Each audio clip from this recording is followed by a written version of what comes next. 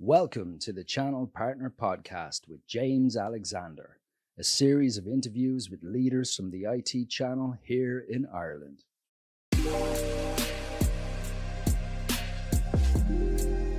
I'm joined today by David Griffith, Managing Director of Panoptic IT Solutions.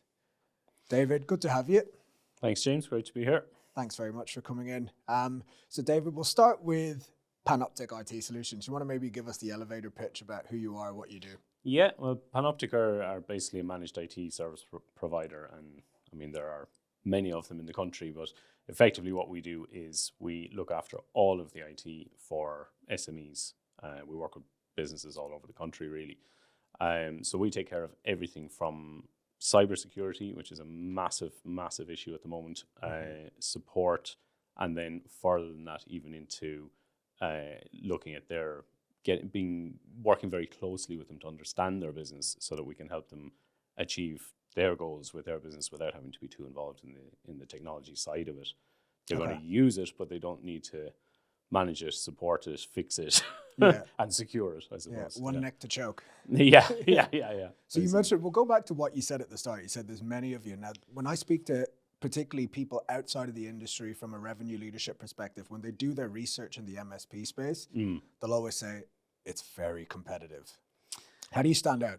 Yeah, it is very competitive. And I suppose one of the reasons for that is that a lot of managed IT service providers or IT companies or IT providers are all effectively offering and delivering a very similar service. They're providing antivirus and security software. They're doing day-to-day support for staff when they have issues, go on site to upgrade or install equipment and that kind of thing. So it's quite similar, I suppose, what a lot of businesses do. But what we're doing is we're doing it differently, because what we find is certainly over the last few years, we've noticed that customers are not that they want all of the detail about everything, but often they don't really know what's going on. They don't really know what we're doing, because an awful lot of what we're doing is behind the scenes. Yeah. And that's where a lot of our work is. Yeah. Monitoring, making sure things stay up to date, dealing with issues as they're coming in that the customer doesn't even need to know about. But then if they don't know about it and everything is humming, at the end of the month they're wondering, what are we paying for? True. And I get that. I would feel the same way, but equally they don't necessarily want tons of reports every month showing every virus that was dealt with. They wouldn't read it probably. No, they get a lot of fatigue with that stuff and they just ignore it. Yeah. And I do that with things myself, when it's every week and you're like, oh, do I really need to look at that? Yeah. But actually, it's not that they really need to look at it, but they do need to understand, they do need to know. Like, for example, if I ask any business owner, regardless of which provider they're working with, if I ask them, do you have backups? There will be a number of different answers. One would be yes. So I'd ask another question then, what's backed up? Where's it backed up to and how often? That's all they need to know. They don't need to get involved with the backups, but they should know that. And mostly they don't. Yeah. Which means they are 100% relying on their provider to do that. And I've seen many cases where it has fallen down and it hasn't been happening. And they're just assuming that it does. The worst answer I get is, I don't know. If you don't know, the answer is probably no. Yeah. And that's a very dangerous place to be, Yeah, don't ask me that question then. Yeah. Well, before we but get it's common. It's the same for most business owners, I suppose. They do have to put their faith in the company they're working with, but at the same time, I think they should have some visibility, limited visibility at least, that they feel comfortable that they know what's going on. Yeah. Well, why don't we rewind a bit and actually go back to how you started the business? You've been around for 10, 11 years now? Yeah, so Panoptic's been, we started in 2015, but primarily because we had been living away. So we were in the south of Spain until 2013. So yeah, why'd you come back? Well, everybody asks that question. I'll tell you exactly why. Because we were in the south of Spain on the Costa del Sol, or at the time. And so when did you move to? When did you leave Ireland in the first place? We left. Originally, myself and my wife, who wasn't my wife at the time, obviously, went to Australia for a year. Okay. And we kind of chased the sun around, and that was lovely. We wanted to stay, but there were reasons why we didn't. So we came back.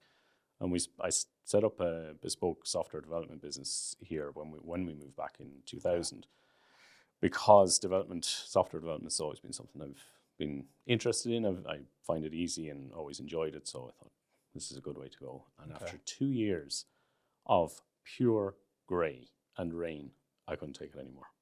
So we ended up moving to the south of Spain because it was probably the closest option that was similar to Australia, closer to Ireland, because we didn't want to be too far away for health reasons for family members and stuff. Could you still run that business from Spain then? Is that what you did? No, I shut it down. Okay. Completely. And we just up sticks, packed up the car and drove to Spain. Brilliant. We moved there. So what did you do when you were there? So we stayed there for 12 years. A couple of different businesses. I'd actually identified an opportunity when we moved down there, which would have been a huge opportunity, but I just felt after spending 3 months building it, this is actually going to be too stressful. It was all to do with, at the time, flights. People were starting to book their own flights for holidays, and there wasn't apartment rental available readily for them to book that themselves. So I built a website for doing that on the cost of sales, had it all ready to go. And then I talked to a few people that were actually managing those type of things and went, this is not for me. I don't want people phoning me up at 2 a.m. going, my remote control doesn't work for my TV, So we abandoned that actually. Just sold the IP probably to should have Airbnb. just sold it rather than abandoning it. But anyway. And then a friend of mine actually moved out there as well, and we had another opportunity, or at least we saw an opportunity for virtual tours, 3D virtual tours, because the property market was booming there at the time. Okay. And what year was this now, sorry? This was 2002, 2003, 2004, around that sort of time. So we developed, I would say, would still be a very, very high quality product, but it was 20 years ahead of its time. Yeah. And the real estate agents were making so much money, they charged 7% down there. And they're selling properties that are like $1 million, $1.5 million, and they charge 7%. So they didn't really care if they were driving somebody out there to show them, driving 2 hours, and they look at the door and go, no, I don't like it, and walk away. Yeah. Just wouldn't pay for it. They'd pay for it now, but that's no good to me. So in the end, we kind of decided to shelve that because there just wasn't the interest at the time. People weren't seeing the value in it. So I ended up buying into half of a small computer business that was there to try and develop that on and grow that, which we did over the next few years. But 2008 just wrecked everything down there. Yeah. 2009, 2010. Like most places, Really, and we had just expanded in 2007. So that really kind of pulled the rug out from under everybody. So we carried on with that for another few years. But in the end, to answer your question, the reason that we came back is because there was not much left there other than the sun. Okay. And when you're living there and working, you don't see much of the sun. And you can't Defeats live the on the purpose. sun alone. So we were actually moving back to Australia. Wow. And we got to Ireland. Our son was about 7. And I thought to myself, if we stay here more than a week or two, he's never really had his family, like his grandparents and his cousins and all the rest around him, and he's probably not going to want to go anywhere. And sure enough, that's what a couple of weeks later. So it wasn't just because of that. There was an awful lot of reasons why we didn't go, and it was the right move. And I'm glad we stayed. Yeah. But I had no intention of getting back into the IT industry really. Or working for someone, because it sounds like you've been self-employed for. Yeah. Well, I did. I actually ran the IT department for Nature's Way, which was a big health food company back in the day, and I think they were sold in 2000.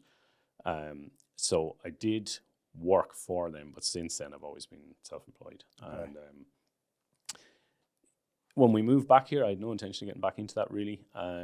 I was more interested. I have another project that I have in mind, which is very much the opposite of IT, I would say, in terms of sustainability and organic food production and that. Yeah, well, not quite though, because I think IT is quite unsustainable. Well, this is actually kind of where I ended up with it. Was I ended up doing a permaculture course down in Clough-Jordan in the Eco Village not long after we came back. Yeah, that's a wedding venue, isn't it, Clough-Jordan as well? There is a hotel, I think, there next door, but the Eco Village is like a huge community, basically. They're what's a permaculture course? Permaculture is really about sustainability. Permaculture is kind of a framework for design permaculture design. So if you were designing let's say a homestead or something from a permaculture perspective, there's a load of principles that you can apply. Okay. And one of those principles happens to be appropriate use of technology. And that really resonated with me, because I've had a thing in the back of my mind that I love technology. It comes naturally to me. I find it easy and it excites me. But there was always something in the back of my mind that I was kind of thinking, is this really the right way for us to be going? Mm-hmm. And I think in a lot of cases, it's not really. It's, there's a lot of inappropriate use of technology at the moment. And a lot of it is just about money. Yeah. But I was thinking, that this like, week, haven't we, with YouTube and Facebook? And I mean, it's blatant, like you can see it. But there are a lot of really appropriate uses as well, and that's what we should be really focusing on, I think. Yeah. But it just got me thinking about how could we use technology in a sustainable way for growing food and that kind of thing. So a friend of mine, the two of us for the last few years have been working on a solar powered irrigation controller system for polytunnels and for outside, and that literally runs itself off the sun. Okay. And we haven't taken it to market, but we've been using it ourselves, and it's been very successful. Yeah. So is this for like stuff you're growing at home? Yeah. So we grow a lot of organic food ourselves, and the watering is a big deal. It takes a lot of time. Mm-hmm. It's not that I don't enjoy doing it, but I don't have 2 hours every day necessarily to go and spend time watering the tunnel. So my polytunnel watered itself for the last 5 years, and it means that we actually produce food, because otherwise we just abandon it. If you forget to water for a couple of days and not everything dies, you just go, I'm never doing that again. So that kind of, I was heading that direction, and everybody I know in Ireland knows that I do IT, and they kept asking me, and they wanted me to do bits for them here and bits for them there, and I thought, you know what, if we're going to do it, we might as well just do it right. We need to make some money anyway, so why not do it as a business and grow it. So we started actually dealing with domestic customers, because there was quite a hole in the market in Kilkenny, and that led on to a few business customers. And in the end, in 2017, we decided just to go B2B. We still do deal with some domestic customers that keep coming back to us, they're really good customers, but we don't advertise for that. So we generally work B2B, managing IT for SMEs. Okay. So that's kind of why we started in the first place. And it's grown very, very nicely over the last 10, 11 years. Yeah. Okay. And then when you talk about positioning and where you are now, like back to the point of it potentially being a very crowded space. And it is quite difficult to differentiate yourself. But just as a result of what I was saying earlier, what we're really keen to do is to help the customer to really feel the value of what we're doing, because that's the key to everything. If they don't feel that value, they're not going to stick with us. They're not going to trust us. Mm-hmm. So we've been looking at different ways of approaching things. And nowadays with cyber security and cyber crime so bad, like it's escalated so much in the last 2, 3, 4 years. It's not funny. And the problem is business owners don't see it until something happens. We see it every day. They are hammering on the door all day long. And as soon as they find a way in, they're in. And you've got a big problem. If you don't have any way of knowing that they're in, they'll hang around waiting, and they'll construct all sorts of elaborate scams to catch you. Like there was one situation we came across, and this was they're now a customer of ours, but it was actually another customer of ours that put them onto us, because they had a suspicion that their email might be hacked. There was something didn't seem right. And they were right. And it wasn't just hacked. It was a real disaster situation. And this can happen to anybody, and they just didn't realize the risk that they had, right? Yeah. The owner of this business had actually set up their Microsoft 365 tenant themselves, which you can do. There's no reason any business can't do that. Yeah. Is it the case of just buying a laptop and having it all ready to go? Well, you basically just go and sign up with Microsoft and buy licenses and so on, right? But that's what the business owner will do. It's after that is what's important. Mm-hmm. And they don't know what to do. They don't realize the impact. So what actually happened was he had set it up, but because he'd set it up, he was the first account. Because he was the first account, he was the global administrator. Global administrator has access to everything. If somebody gets access to your global administrator account, you are done for. Okay. Because they can literally lock you out. They could delete everything, do whatever they want, right? So you can imagine as a hacker, what you want is you want to compromise a global administrator account. And he was the global administrator. He was using that account on a day-to-day basis, which everybody does, and he got caught by a phishing scam. Okay. And how big is he as a business, or were they? They're a reasonably big business, but they don't have many users. Okay. So it's quite an efficient business that way. So they only have maybe 3 or 4 people that actually are using these accounts. Yeah. So probably why he set it up himself, right? Yeah, and he probably thought he'd never be hacked because he's too small. What would a hacker have to gain? He wouldn't have known that he was a global administrator or what that meant. Yeah. That was the problem, right? So, because there's a very easy way to deal with that. You just create a global administrator account, you never use it, and you create a separate account for yourself. Okay. That one doesn't get used, right? Unless it's for a particular reason. If someone's using it day to day as their own account, they're a global administrator, they're going to get compromised at some point. And when they do, that's a big problem. So what ended up happening was this was incredibly elaborate, this scam, and they very nearly got caught for 15,000 euros. So what they did was they got access to his account through a phishing scam. So they had access to a global administrator account. They did nothing. They sat there. They looked through the emails. They weren't looking to, an awful lot of the time when they compromise an account, they're looking to just send spam. All right, these guys were not interested in sending spam. They were interested in redirecting payment from an invoice to them. Okay. And they sat in there for weeks, and they went through all their emails, all his emails, and they found an invoice that was due to be paid. It was 15,000 euros. It was due to be paid to the customer that we were working with. And you wouldn't believe this. They registered a domain name identical to theirs with an extra I beside another I, so you wouldn't notice it. The human brain just skims over that. They set up rules in his mailbox to send any emails that came from the legitimate business that they were dealing with, deleted them straight away, so he'd never see them. And when he would send an email to them, the hacker would reply. So the hacker replied, and they were asking, this invoice was due to be paid, and the accounts lady asked him, will I go ahead and pay this? The next thing, an email came in saying, we've changed our bank details. Can you use this bank account instead? And gladly she didn't.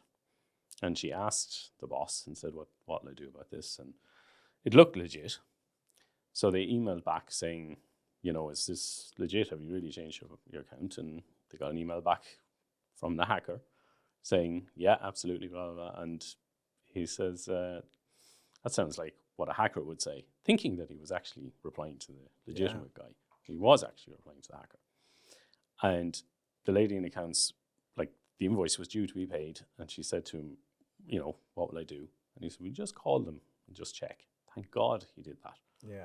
And they said, no, that didn't come from us. We haven't changed our bank details. And they were literally about to press the button. What a great customer once for that up. Yeah, once that money was gone, it was gone. Yeah. Thankfully, they didn't get caught. Okay. But they were inside his email for weeks, and they took one of his emails, or at least one of the emails that would have come from the other customer, replicated it perfectly. So it was really difficult to tell that it wasn't from them. We couldn't see it in the domain name either. And thankfully, they made the call. Okay. So they're now a customer of ours as well, because there are so many things that need to be done there. But the very first thing to do is take that global administrator account away from his day-to-day. Yeah. And manage that. But then after that, there are so many other things that need to be done.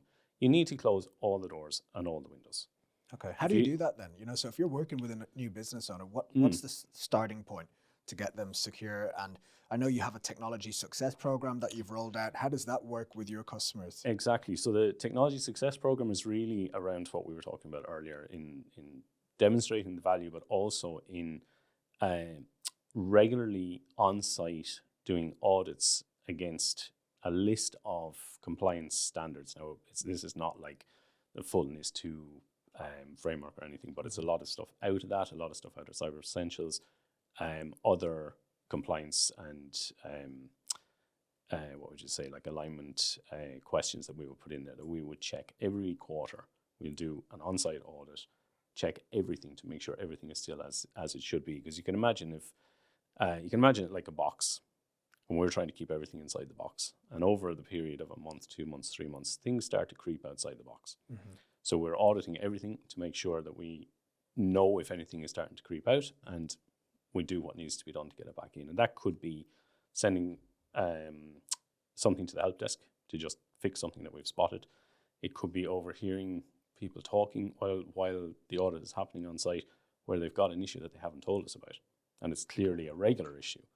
That will then be brought back, and the person doing the audit mightn't even talk to them about it necessarily, but they'll report that back as something that we need to look at to deal with to eliminate that problem, so it's not there ongoing. There's probably a way of getting rid of it, but because they haven't told us, we don't know. Yeah. You have other providers like CCTV and security guys and various different managed print companies and so on, all working on the same network. And sometimes they'll bring stuff in and they won't tell us. And there might be a new device plugged in there that we don't know anything about that's not protected. So it gets picked up in that regular audit. Okay. But the point is, it's a checklist that we're checking off against. And then you have a strategic advisor who does a quarterly business review with you, covers the things that we agreed were going to be done in the previous quarter, any issues that have come up, just a high-level summary of what we've been dealing with on their behalf in the background, any issues that were identified that needed to be resolved, and then anything that we've noticed in the audit that potentially needs to be dealt with now or over the next 12 months. Like the roadmap that we build could go out to 2 years, 3 years, depending on how far ahead the business owner knows what they're planning, right? But say, for example, part of that audit would be checking the life cycle of the machines. So 3 months ago, there was no machines that were coming up for replacement in the next 12 months. This quarter, there's 3 that are going to need to be replaced, let's say by December. So instead of us coming to you in December and saying, listen, you should replace these 3 machines before Christmas, we're saying these 3 machines are going to need to be replaced. Mm-hmm. When would you like to do it? Do you want to spread it out over the year? Do you want to do them all now? Do you want to do them all next year? According to what fits with their time frame, with their budget. If it's something urgent, like if there's a major issue that needs to be dealt with, or maybe a firewall is out of date and needs to be replaced, we'd probably do that straight away.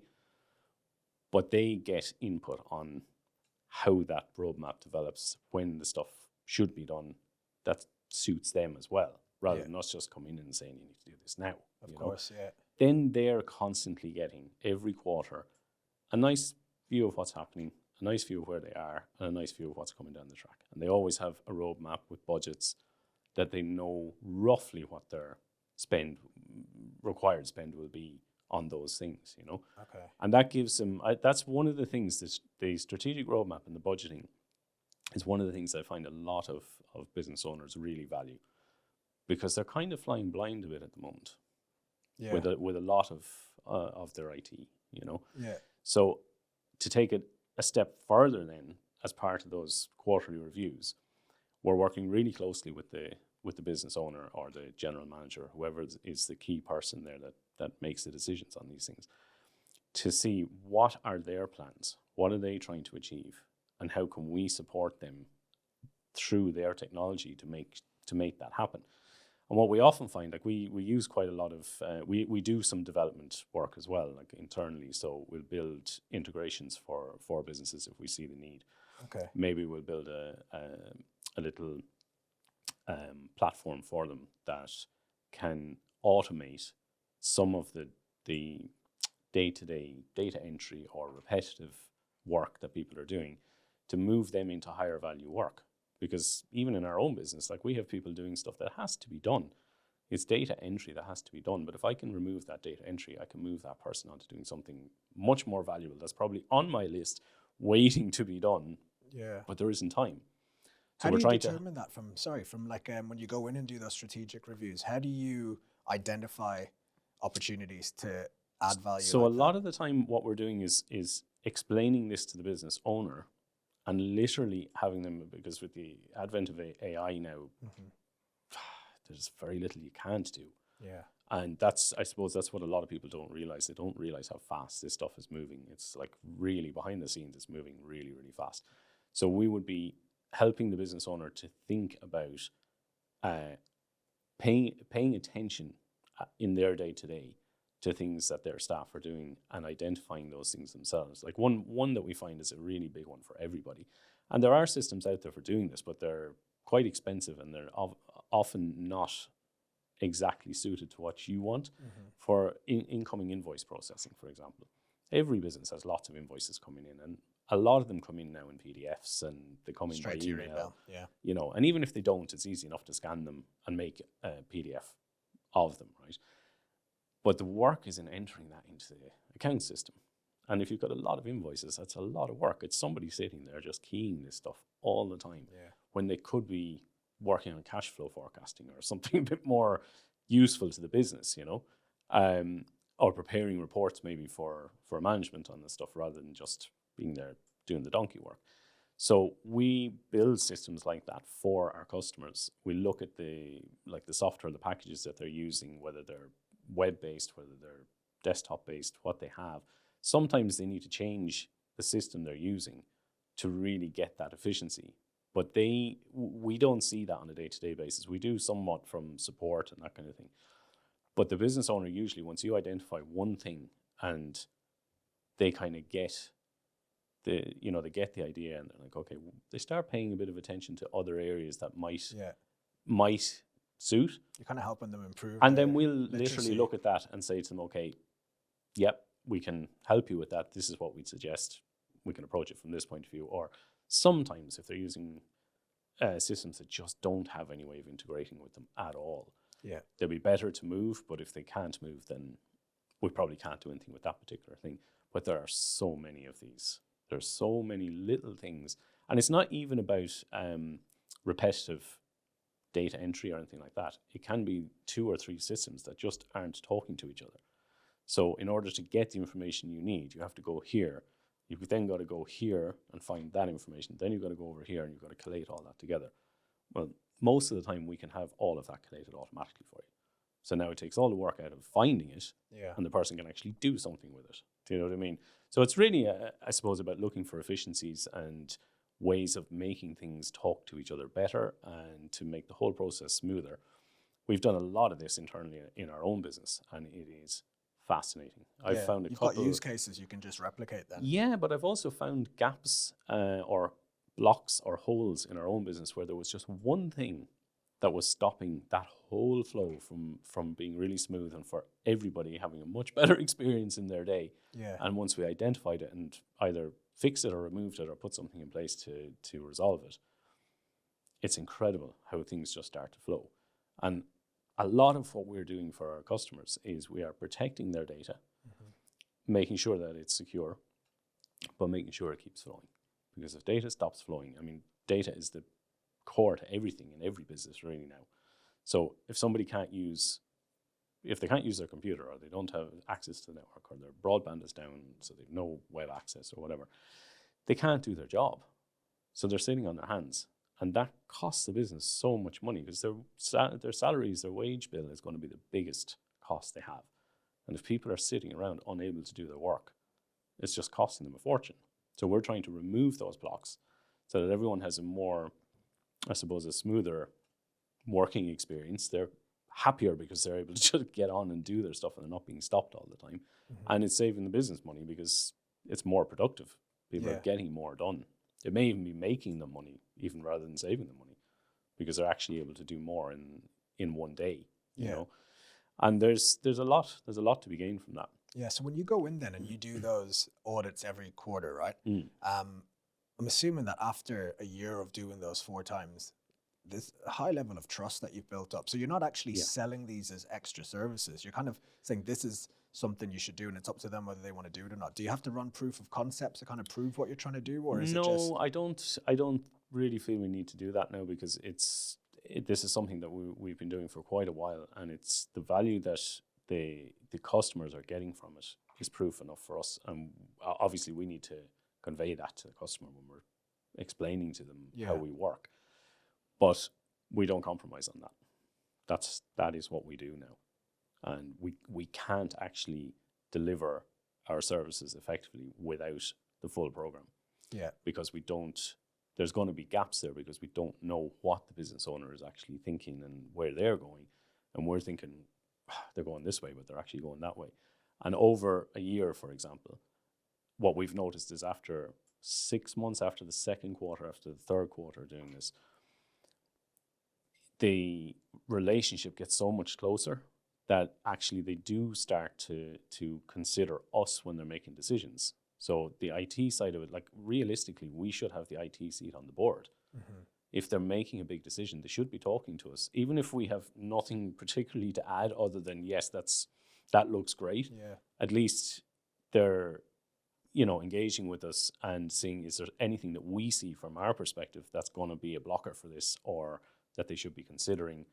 For example, if they're looking to change their accounting package, they should be talking to us, because it's not that we're experts on accounting packages, but we'll be looking at it from the point of view of which one of these is flexible, which one of these is going to allow you to do what you want to do going forward. You might want to integrate this with another system that you use. Mm-hmm. Does it have that facility? If it doesn't, you possibly should look at a different package, because it's going to hold you back in the future. Yeah. So lots of things like that. Or, for example, one of our customers is, they're quite a big privately owned hotel, and they're expanding. They're going to build another 40 rooms and a leisure centre and all that. That's a big project. From an IT perspective, we need to be involved early to make sure that everything gets put where it should be. You know, cables for access points for Wi-Fi, whatever they're going to need in there. We need to know about that in advance so we can advise them, but also so then we can start kind of giving them some budgets around what it might cost. Give them an idea to get into the plan.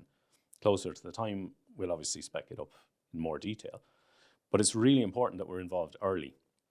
And that often doesn't happen. I see a lot of the time with new businesses starting up, for example, they get their premises, they get their architects, they get their electricians and all the rest, and they have their designs, and they have it built. And then they call the IT company. Yeah. And we're like, well, you've got sockets over there that need to be over here. You've no Wi-Fi cables. You know, the electricians will do a great job putting it in, but it hasn't been thought through properly in the sense of where the stuff needs to be, maybe. For your business, they're doing it on the basis of what they do all the time. But for you, you might need a network socket on that wall because you're going to put it, and a power socket because you're going to put a screen up there. And, you know, so we often find it's too late by the time they're communicating with us, because if they've closed everything up and all the cables are in and the ceilings are all closed, if they're not false ceilings or whatever, it's a big deal to go back and do that afterwards. And you don't want surface mounted stuff if you can avoid it. Yeah. You know, so there's a lot of reasons why they should be in early. But you were asking about how we would protect the customers. There are so many aspects that you have to consider the fact that hackers are also using AI. Mm-hmm. So they are using that to massively accelerate their attacks and to make them an awful lot more effective. So in the past, when you got a dodgy email in that was probably a phishing email, you'd tell by the first two sentences that it wasn't an English person that wrote it. Now they are perfect. Yeah. Like there's no way to tell from the even English. Even the bottom bit, you know, where it has the company address. Everything. Yeah. They'll actually replicate the email so well that even I wouldn't be able to tell by just glancing at it. Yeah. But there are things you can do to find out, is it legit or not, right? So they're using all of these tools, not just that, but to create new malware tools and different ways of actually attacking and so on, that you need to protect every angle. So I suppose what we would do is we're assessing what have they got, what needs to be protected. So we'd be protecting all the devices to make sure that, let's say, the disks are encrypted. So if a laptop gets stolen, it's a loss of a laptop, but at least they can't access anything on that disk. Yeah. And that's the crucial thing, protecting the data, right? Trying to make sure that there's no way that they can get in the first place, closing every door, every window, and there's lots of tools you need to use to do that. But once that's done, the big risk, and the biggest risk now, is the user. The user is going to give away their details, and they're not even going to know they've done it. And once they've done that, they're able to get in.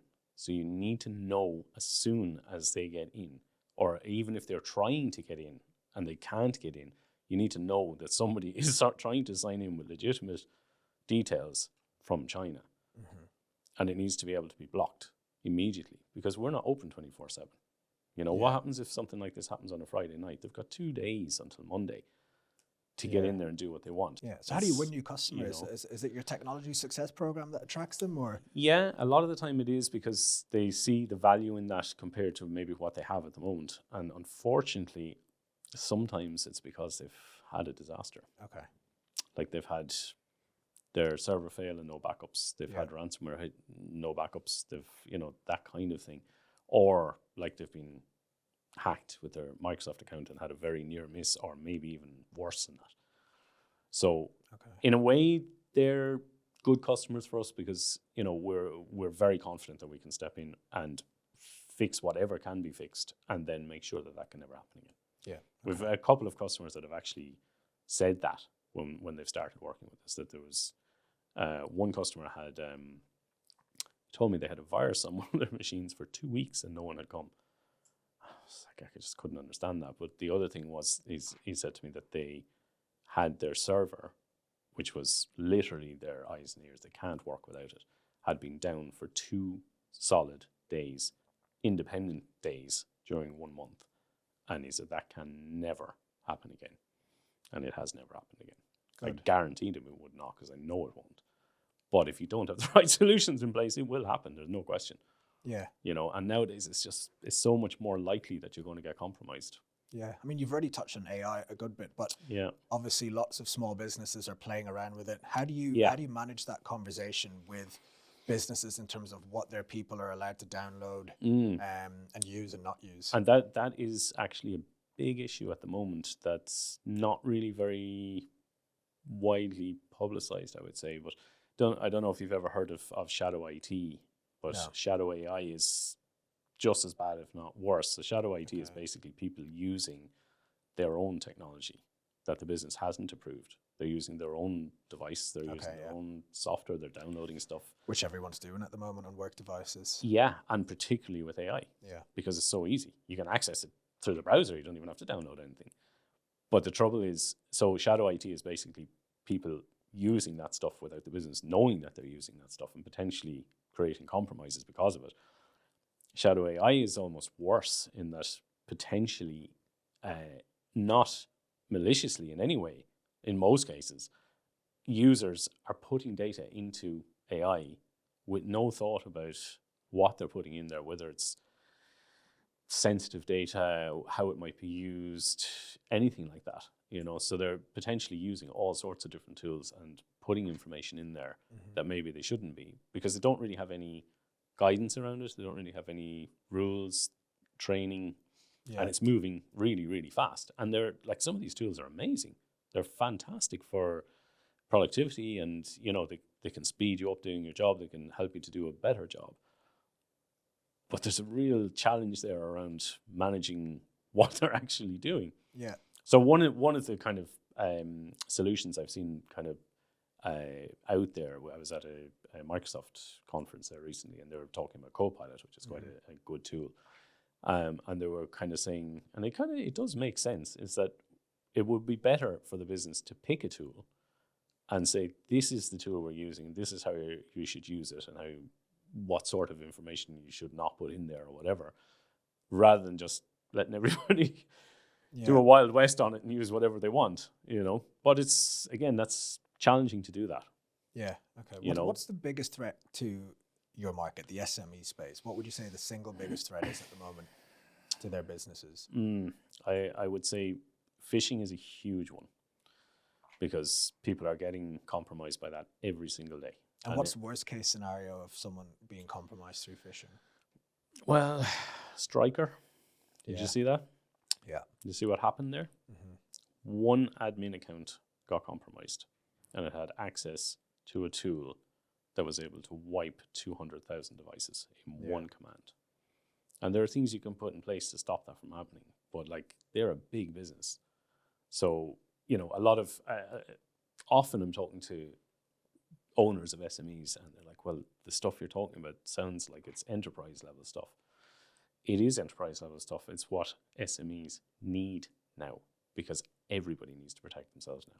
And the enterprise guys are doing it, and they have all the money to do it. And, even then they don't do it perfectly, But antivirus on its own and support is not going to cut it now. not even remotely. You know, you are going to get caught out, and it's mostly like they're not usually trying to brute force their way in anymore because it's just too difficult, except for the fact that people use the same password for everything. And that is a huge risk. This is something I keep going on about, and every single person I talk to does this. He uses the same password for everything, right? Yeah. And I bet you do it as well, right? Everybody does it. It's not like it's been a huge problem for a long time, but it's a much bigger issue now. So they use the same password for everything. And worse, one of the worst things is they use their personal password for their business stuff. Yeah. And the real risk with that is what the hackers are really after is your email. If they get into your email, everything's linked to your email. All right. So you can imagine if you give away your Microsoft login, right, that gives them access to your email. If you give away your password and the 2FA token, which they can now unfortunately compromise just as easily as the password. It's very clever, very easy. So they get a token where they can just sign in. They don't even need a password or anything, right? They get in, they look at your email. First of all, they've got your password and they're like, okay, that's actually a fairly simple password. So they're probably using that everywhere. They'll have a look in your email and see, what else do you use? What else is linked to your email? Like all of your Facebook, your LinkedIn, any system you use is linked to your email. Mm-hmm. So they look in there and then they'll go to those sites and they'll try and sign in with the same password. I'd say 50% of the time they'll get in. If they don't get in, they request a password reset. Email goes to your email account. They click it, they reset the password, they delete the email, they delete it out of the deleted folder. You never even know what's happened. Now they're in your Facebook or in your LinkedIn or wherever. Thankfully, the banking stuff is usually more secure than that. But, you know, this is a good reason to put 2FA on all of your accounts. Yeah. Because once they have that password, they can request a password reset, but they may not still be able to sign in if they don't have 2FA for your LinkedIn or if you have it enabled. But they'll look for that. And then they'll also look for any way to create a scam like they did with that invoice redirection stuff. That happens all the time. Yeah. So a really nasty one recently. It was a company that we don't deal with. They were just they just called us because they were suspicious about their email. They thought it might have been compromised. They're a construction company, and they brought in the laptop, and it had been compromised.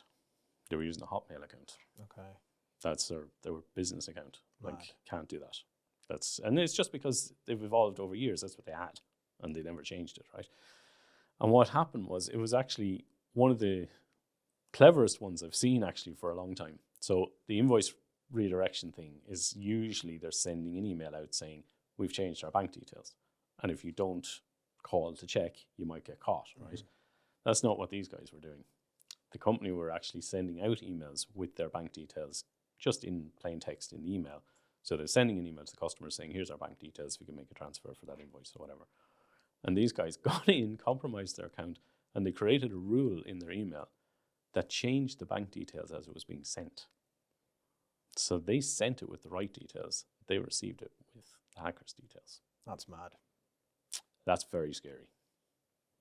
Yeah. Simple, very simple, and much more clever than sending someone an email saying we've changed our details. It's just like, here's our details.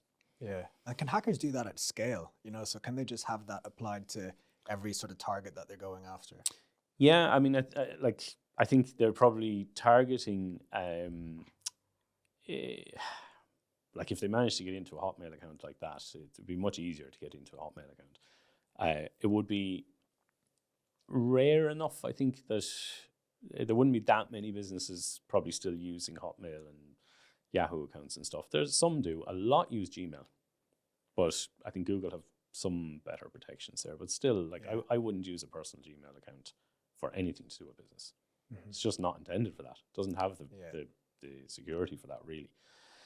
But yeah, they have all sorts of different scams, and they're targeting different people. And I would say, yes, they do that at scale. It's a numbers game.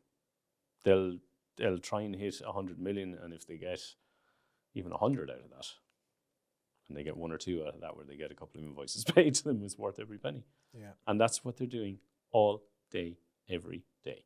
And nobody really sees it until it happens to them. But you got to stop it happening. And the only way you're going to stop it happening is by being proactive about checking stuff regularly and making sure that, you know, it's all inside the box, basically. Okay. You know, Okay. and it takes quite a lot of time to do that, but it's very effective, and it's like that's one piece of it. The piece that really works for us is that relationship building, that, you know, the customer comes to really trust what we're doing because we literally have their back, and they can see that we have their back. Mm-hmm. That's the piece that I think has always been missing, is that they don't really see it. They don't really feel it. They just assume it and they hope it. Yeah. Do you know what I mean? Yeah. And until anything goes wrong, it's all fine. But it's going wrong more and more.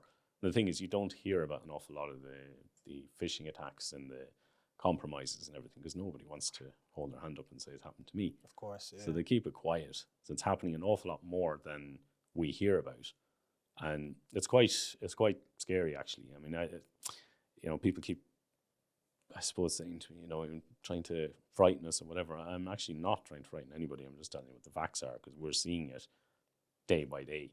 And the people that don't protect themselves are the ones that are getting caught. You know?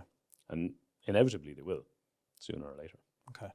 Well, let's finish up with sustainability and technology. It's obviously an area that you're intersecting in some ways. Where's that going?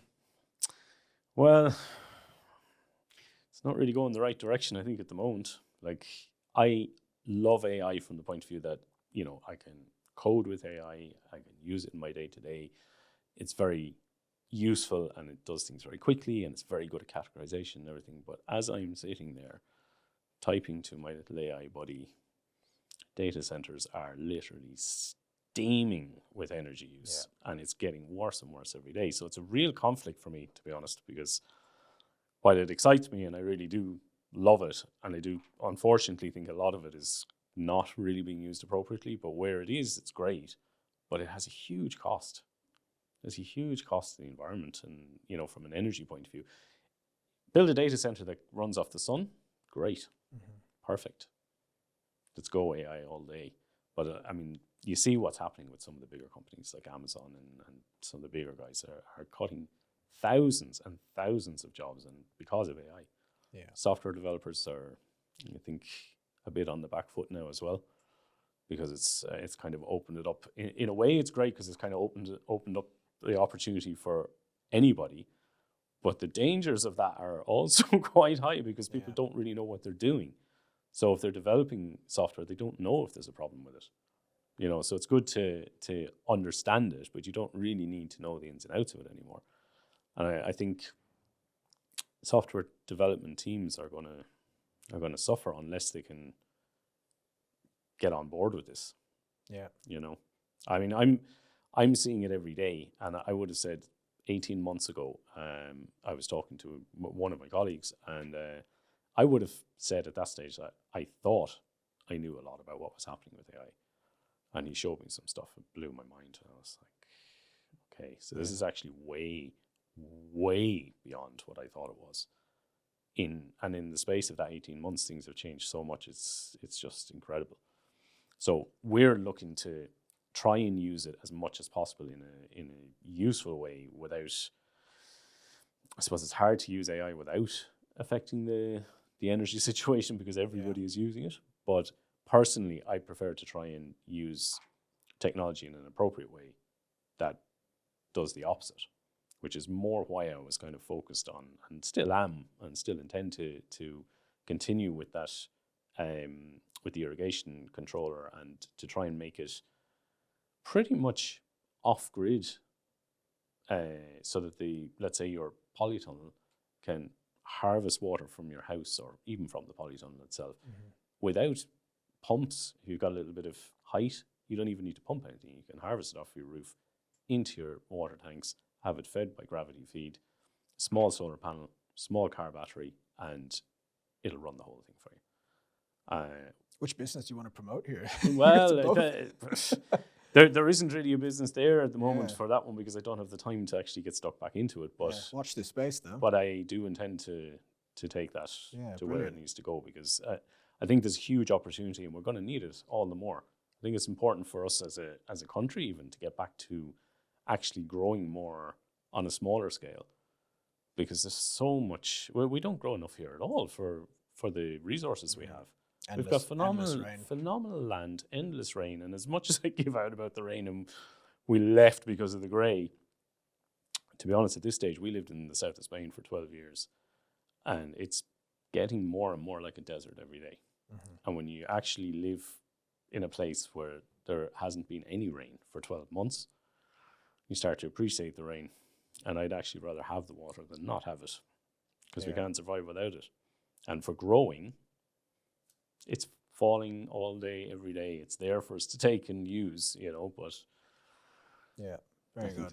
We're not grow using your it own enough. food, stay protected. Yeah, well, exactly. Protect yourself. Yeah, but I suppose, in that vein, what we're really doing, I suppose, for SMEs is we are protecting their livelihoods, the business owners' livelihoods, the livelihoods of their staff, protecting the business that they've built that they could have spent the last 20 or 30 years building. Mm-hmm. And 10 years ago, they probably didn't need any of this stuff. But the trouble is, it's changing so fast that they need to keep up with that, because otherwise there is the real potential of losing everything over one stupid thing. Yeah. That was probably an accident. Do you know what I mean? Yeah. It's a great note to finish on there, David. Brilliant. Thanks very much for coming in. Now, lastly, where can people find you if they want to connect with you? Yeah, they can find us on our website, panoptic.ie, Panoptic, panoptic.ie. I won't tell you where the name came from. You can go and look it up. And also on LinkedIn, David Griffith. You can find me on LinkedIn or Panoptic IT Solutions. Brilliant. And always happy to talk and assess any business for where they are at the moment, and if they should be looking at other things. Good stuff. All right, David, thanks very much. Not at all. Thank Cheers. you.